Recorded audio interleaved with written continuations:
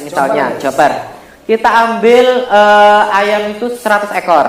100 ekor. Itu termasuk skala kecil ya? Skala kecil. Ya, dengan FCR 1,2. FCR 1,2. Jadi 1,2 kilogram pakan yang dihabiskan, dia dapat menghasilkan 1 kilogram daging. Seperti itu, 1,2 seperti itu. Jadi perbandingannya yaitu pakan yang dimakan dibagi dengan total bobot badan yang dihasilkan, seperti itu. Jika seperti itu, jika pakannya, andaikanlah kita pemeliharaannya itu sekitar 1,5 bulan atau 2 bulan lah katakanlah, dengan total segitu, dengan kapasitas 100 ekor. Jika total pakannya itu yang dihabiskan itu selama pemeliharaan itu kita 200 sampai 250 kilogram. Nah, sedangkan jika semuanya itu hidup semua ya, dengan mortalitas kosong ya. Nah, itu total yang dihasilkan yaitu sekitar 100 kilogram bobot badan. 100 kilogram. Jika 1 kilogramnya 1 kilogram Jopernya itu dihargai ya 25 sampai 30 ribu. Joper mahal Pak ya? Ya. Berapa keuntungannya? 25 lah. Ya, kita kalkulasi.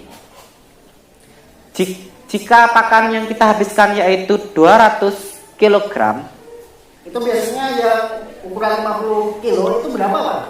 Itu 50 kilo itu satu sak. Satu sak. Nah, satu saknya itu sekarang itu hampir mencapai 380 sekian. Mahal juga. Iya, dikali 8.000.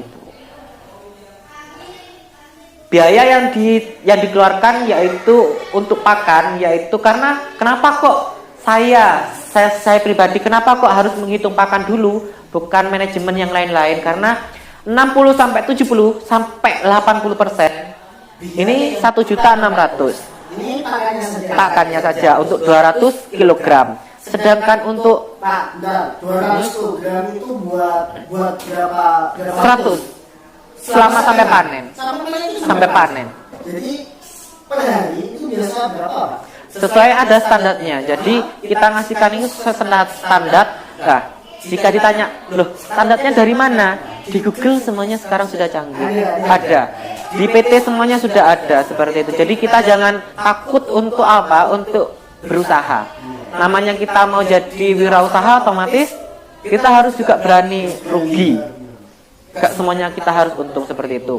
Jika 100 ekor dengan mortalitas kosong, dengan total untuk 1 kilogramnya itu lakunya itu 30.000 wes kita seperti itu. Kalau ininya berapa? Kalau anjlok-anjloknya 20.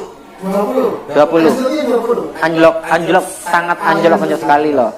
Itu kadang paling tidak itu ya 25 sih, 20 itu jarang. Itu di bawahnya 1 kilo itu baru 20. Kalau masih masih 25 lah ya.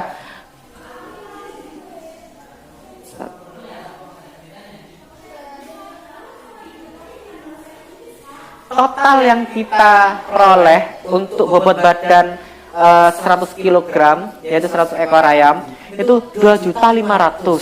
Sedangkan income-nya tadi kan untuk biaya pakannya kan 1.600.000. Kita masih dapat income 900. Dengan itu income-nya, dan untuk modalnya kita sudah itu 900 bersih Pak ya? Bersih. Kayaknya untuk modal kembali ya? Iya, modal kembali seperti itu. Itu panen 2 bulan? 2 bulan. 2 bulan. 1 bulan lebih lah pokoknya. 5 minggu, 5-6 minggu. Enggak sampai apa namanya 8 minggu, enggak sampai. Joker. Broiler itu otomatis, kalau yang broiler itu ayam daging yang broiler itu paling tidak itu 35 hari. Cepat, tapi juga kayak gitu. Kita di sana otomatis balik lagi kan, kalau kita ngomongnya itu tentang usaha, otomatis 80% itu otomatis biaya yang dihabiskan itu tentang pakan kan ya. Nah, Kalau di broiler kita tidak ada yang namanya itu kayak mix and match. Kalau untuk yang di ayam joper tadi, kita tadi itu seharusnya bisa meminimalkan biayanya dengan campuran bahan pakan lain. Nah, tapi kan tadi kita pakai realnya itu kan pakai pakan pabrikan seperti itu. Otomatis nanti untuk yang broiler itu kita tidak bisa memanipulasi atau kita mix and match. Karena memang menjaga Target untuk bobot badan dan di tanggal atau di umur ayam 35 hari sekian itu kita harus panen seperti itu. dan itu harganya Lebih murah. Kalau biasanya itu kalau anjloknya ya kadang per kilonya itu bisa sampai 12.000 loh. Ayo. Tapi masih untung ya sih. Masih untung, masih untung. Jadi peluang peternakan sebenarnya besar sekali. Sangat-sangat besar. Tapi nih, kenapa ya? Saya juga bingung, Pak. Seperti generasi saya lah, generasi muda-muda. Kalau disuruh peternakan Iya.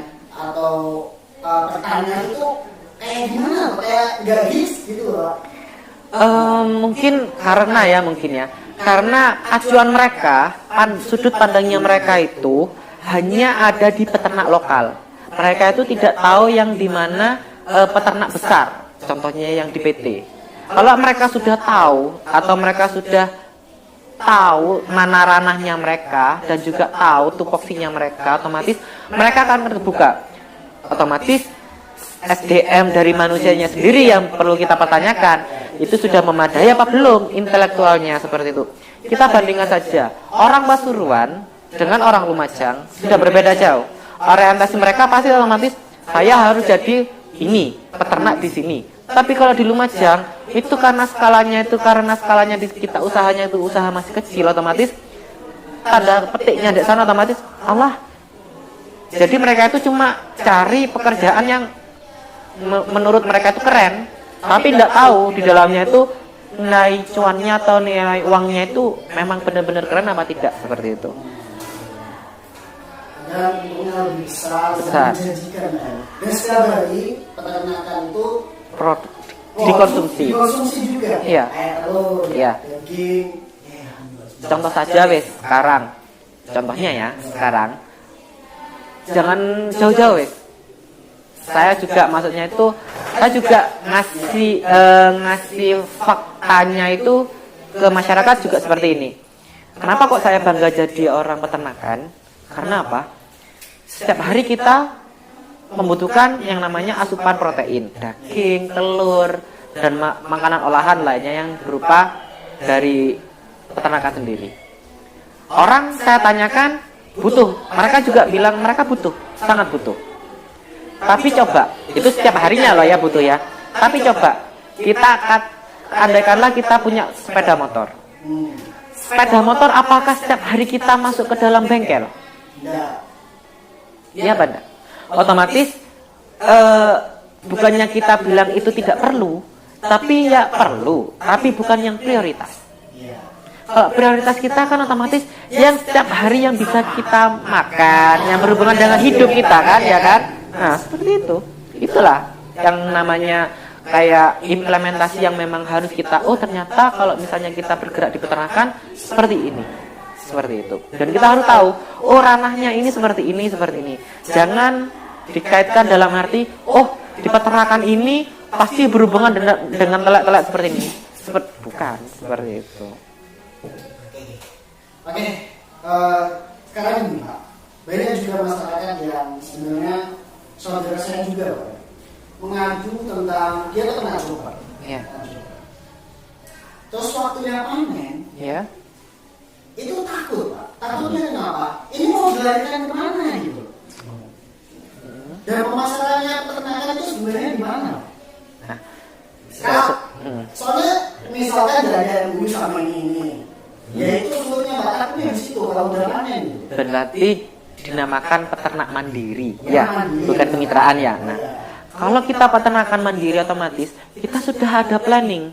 Nah, sebelum kita melakukan usaha, kita juga harus ada planning. Oh, di tanggal sekian, di bulan ini, saya harus panen. Nah, sebelum kita panen, kita juga harus sudah mempunyai kayak planningnya itu larinya ini mau kemana, gitu. Otomatis kita harus cari dulu Bukan kita pas melihara dulu, pas mau deket-deket panen kita cari tengkulak atau tempat panen. Itu salah. Itu yang harus kita rubah mindsetnya. Kenapa kok seperti itu? Iya, kenapa? Sedangkan kita, jika kita menambah hari untuk memelihara lagi, untuk kayak mengejar kayak harganya mahal sekarang, ini, habis itu sekarang murah, terus saya mau ngejar ini, harus nambah lagi, otomatis biaya dikeluarkan lebih besar lagi, biaya pakan tentunya, ya kan? Tapi kan kita masih belum tahu ini laku apa enggak, gitu loh maksudnya. Otomatis bisa kita dengan cara yang pertama, kita planningnya itu yang dari pertama, kita survei pasar dulu. Survei pasar dulu yang pertama. Yang kedua, target mana yang akan kita masuki. Contohnya, oh ternyata di sini peminatnya pasar di sini itu dari Joper. Lah, bisa masuk di sana. Dilihat dulu nanti. Yang ketiga, pesaing. Di sana ada pesaing apa tidak? Jika memang sudah pesaing tidak ada, kita masuk. Jika ada, yang cara terakhir yang keempat itu kita online. Nah, kenapa kok kita online? Loh, kita promosi, kita melakukan kayak penjualan bebas, kita tidak ditarik biaya kok. Semuanya kita pakai. Sekarang kan canggih gitu, online. Kita bisa online, kita kirim kemana online. Sekarang peternakan juga dilirik juga oleh pihak transportasi atau jasa transportasi. Saya kemarin juga kirim nih beberapa produk dari saya, ayam petarung itu sampai mulai dari bisa dikatakan Sabang sampai Merauke itu ada di sana, yang maksudnya jalurnya di sana. Saya pakai online, dan juga ada yang maksudnya jasa pengiriman yang ke sana ke sini juga. Jadi deal harga dan juga nanti untuk biaya transportnya ditanggung oleh sama pembeli, seperti itu. Lebih enak kan? Iya. Bapak jadi main karung ya? Iya. Bukan. Pamangon atau kita kita seleksi bahwasannya S1-nya itu memang kita untuk petarung cepat dan juga dengan lincah, otomatis seperti itu, dan tahan lah seperti itu. Pak, kalau tadi kan skala bisnis ya? Iya. Kalau nanti petarung itu kan juga nanti bukan bisnis lagi Pak, hobi ya ini. Hobi yang dibisniskan. Tapi kalau menurut saya nih, orang yang hobi beternak Iya. itu akan lebih menghabiskan uang, benar nggak? Benar. Dan harganya juga lebih mahal yang untuk yang penghobi pastinya. Iya. Di rumah ada ya Pak sekarang? Ada. Boleh. Dealnya dulu berapa? Seperti itu. Jadi teman-teman Alfa ini hobi petarung lah ya? Iya. Petarung ini Pak? Dulu masih waktu otomatis di dalam kayak pencarian nama, otomatis kita ingin dikenal dulu kan. Nah, kita mencari nama itu kita harus melakukan gebrakan dulu seperti itu. Otomatis kalau kita sudah ada gebrakan di sana, otomatis kita sudah dikenal sama orang, otomatis lebih mahal lagi seperti itu. Jadi sekarang ini saya terfokuskan untuk apa? Untuk pembibitan saja seperti itu. Jadi anakannya atau nanti yang terfokus untuk yang pembesarannya otomatis di kami. Tidak menutup kemungkinan untuk pembesarannya juga untuk di konsumen juga. Karena apa? Saya menjualnya itu mulai dari umur 1 bulan sampai up. Jadi sampai tak terhingga. Kalau telur, mohon maaf. Karena apa? Tidak menjual telur seperti itu. Kenapa? Karena otomatis nanti harganya lebih murah dong. Ya, karena kita orientasinya untuk apa? Bisnis dan cuan seperti itu. Nah, kotoran ayam. Ya. Sekarang kotoran ayam. Tadi kan sudah daging, sudah hobi. Iya. Sekarang kotorannya nih Pak, bisa masuk mana nih? Nah, kalau untuk kotorannya sendiri kita masuk ke ranah pertanian, yang dimana bisa untuk yang besar maupun skala kecil. Untuk yang skala besar, kita masuk ke UPT pertanian, yang dimana jika ada UPT pertanian di sana, kita harus menawarkan bahan baku pembuatan produk pupuk kandang seperti itu. Yang dimana untuk pembuatannya itu otomatis apa kata mereka? Kita hanya menyediakan bahan bakunya saja. Tidak ada konsekuensi, maksudnya kayak kita harus mengubahnya jadi pupuk, tidak seperti itu. Kan kita produknya tiap hari. Mungkin kita bisa ngambilnya itu setiap minggu 1 kali gitu. Kan bisa, toh? Nah, jika skala rumahan, sekarang kita juga bisa untuk yang sekarang ini ya. Ini yang mungkin banyak dilirik sama peternak-peternak sekarang itu, yaitu peternak maggot. Maggot itu kayak ulet, telurnya dari lalat seperti itu. Nah, Bisa itu konsumsi, Pak. iya kan? Bisa ya. Nah, itu kan otomatis bahan bakunya itu bisa dari belek tadi itu, dari kotorannya si ternak tadi, dan juga dari sisa-sisa kayak sayur-sayuran, buah-buahan, semuanya. Dia kan omnivora, jadi mereka itu segala macam itu mereka makan. Nah, kan bukan untuk bapak, kan untuk ternaknya bapak. Otomatis protein yang terkandung dalam maggot itu, tapi proteinnya tinggi karena apa?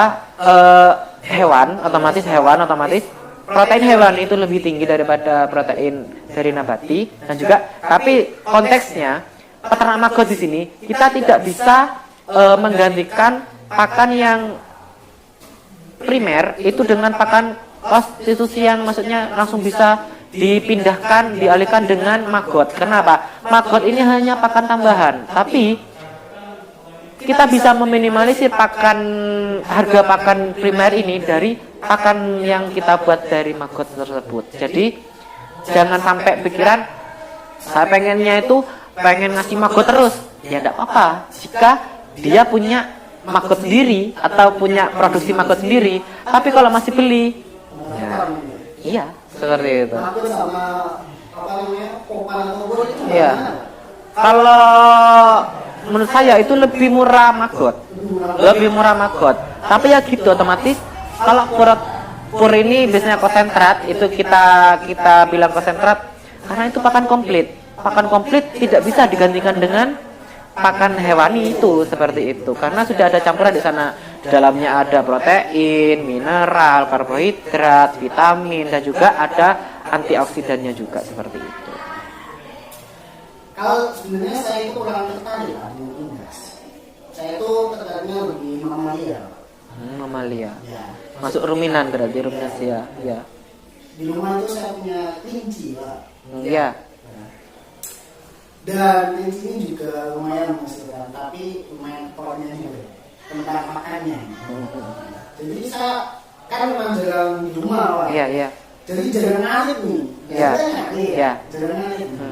Bapak punya solusi nggak? Ada solusinya. Kita buat silase yang dimana kita melakukan pembuatan pakan ransum yang kita buat, yaitu berupa bantuan dari mikroorganisme, yang dimana itu bisa nanti arahannya nanti otomatis kita pakai pakan campuran atau pakan fermentasi seperti itu, yang bisa kita simpan sampai berbulan-bulan atau sampai bertahun-tahun. Nah ini Pak, pakan fermentasi, apakah itu juga akan mempengaruhi tumbuh kembangnya? Sangat. Dan itu bagus nggak? Bagus. Contohnya di perut rumen, kalau kita katakanlah itu rumennya si ternak ruminan ini, itu otomatis mereka itu tidak bisa mengunyah pakan sendiri, tanpa bantuan mikroorganisme. Nah, sedangkan kita mempunyai pakan yang sudah ada mikroorganismenya. Jadi otomatis kita ngasihkan pakan itu, otomatis diharapkan itu pakan yang kita kasihkan itu langsung bisa diserap dan bisa dialihfungsikan bisa jadi susu, bisa jadi daging, seperti itu. Berarti semakin cepat gitu. Coba bandingkan dengan pakan yang tidak bisa dicerna oleh hewan tersebut, tapi untuk penolong cernaannya itu tidak ada, kan semakin sulit. Jadi otomatis nanti pakan yang kita berikan otomatis itu bisa sampai 100% itu bisa dicerna secara cepat oleh ternak tersebut gitu. Kalau bahan campurannya yang paling sederhana itu gimana? Paling sederhananya yaitu biasanya itu kalau untuk maunya ini pakan kering atau pakan yang basah. Ada yang basah? Ada. sekarang ini pihak dari Cina itu sudah ada modifikator bahwasannya pembuatan pelet yang dimana itu prosesnya kering. Kalau biasanya kalau silase sendiri itu dikasihkan itu berbentuk sedikit lembab seperti itu, otomatis dia itu lembab itu tidak cair, tapi itu untuk kadar airnya itu tidak melebihi batas dari untuk kelembekan seperti itu. Kalau pelet itu yang kita harus dapat bantuan dari alat, itu ada namanya pelleting namanya. Jadi kita masukkan kayak bahan limbah jadi satu, otomatis nanti dimasukkan. Iya, yang satu untuk pelet, ukuran pelet otomatis untuk pelet itu 1 cm. Kalau untuk yang pre-pellet itu 0,5 cm, dan untuk yang butiran atau crumble itu bisa 0,1 sampai 0,2 cm seperti itu. Banyak dari sektor peternakan, manajemen, pemeliharaan, semuanya bisa kita sampai ke limbahnya juga bisa kita kita alih fungsikan. Bahwasanya oh ini orientasinya itu uang ini gitu maksudnya. Jadi bagi kalian yang mau kayak berorientasi dengan tentang bisnis, peternakan sangat menjanjikan sekali. Oke Pak, mungkin cuma itu ya. Dapat kita ngobrol. Nanti lah kita belakang ngobrol. Mungkin Bapak punya pesan-pesan buat teman-teman yang muda-muda khususnya. Soalnya generasi muda itu nggak ada yang mau tani, nggak ada yang mau tengah. Coba kasih nasihat lah. Untuk saya juga. Oke. Untuk kalian, anda yang di sana yang mau pengen sukses, pengen punya banyak uang, punya bisnis yang bisa kita buat bisnis tersebut tanpa merugikan orang lain, dan kita bisa di skala rumahan maupun kita skala industri masuk ke dalam lingkup peternakan. Karena apa? Mulai dari awal sampai akhir, dari hulu sampai hilir, kita bisa manfaatkan itu menjadi uang. Kenapa tidak? Jika kalian tertarik, silakan masuk ke ranah peternakan seperti itu. Kalau tidak, kalau kalian masih dari lingkup SMP atau sekolah menengah pertama, ayolah, masa kalian tidak mau tertarik sama SMK Nurul Faroh yang menjanjikan ini? Mungkin sekian dari saya. Oke, Pak Alfa, saya terima kasih banyak. Pak Alfa sudah mau datang, sudah mau memberi nasihat, sudah mau bagi ilmunya. Sebenarnya luar biasa. Dan saya juga paling tertarik dengan unggas sebetulnya. Kalau menurut Bapak nih, terakhir Pak ya. Kalau menurut Bapak unggas dan amalia ini sebenarnya menghasilkan mana? Yang lebih menghasilkan ini? Sama-sama menghasilkan, tapi kita lihat lama pemeliharaannya. Saya lebih otomatis jika kita suatu contoh gini, jika kita dengan waktu singkat kita sudah dapat hasil, kenapa kita harus masih menunggu lama seperti itu? Dan yang lama itu harganya lebih mahal Pak? Iya, lebih mahal kan? Lebih mahal. Tapi kan kita untuk perputaran circle-nya dari butuh cepat. Enggak, iya kan? Nah, seperti itu. Oke, teman-teman. Mungkin itu saja yang dapat kami sampaikan. Sekali lagi terima kasih Pak Alfa ya. Sama-sama, Terima kasih sudah datang. Silakan diminum juga. Cuma bisa pindahin ini lah ya. Mohon maaf ya. Oke teman-teman, jangan lupa di like, di komen juga, di share ke teman-teman yang lain. Biar teman-teman yang lain juga bisa merasakan manfaatnya peternakan Pak ya. Dan itu setiap hari peternakan itu pasti dibutuhkan. Entah itu telur atau betina Pak. Oke, sekian dari saya. Assalamualaikum warahmatullahi wabarakatuh.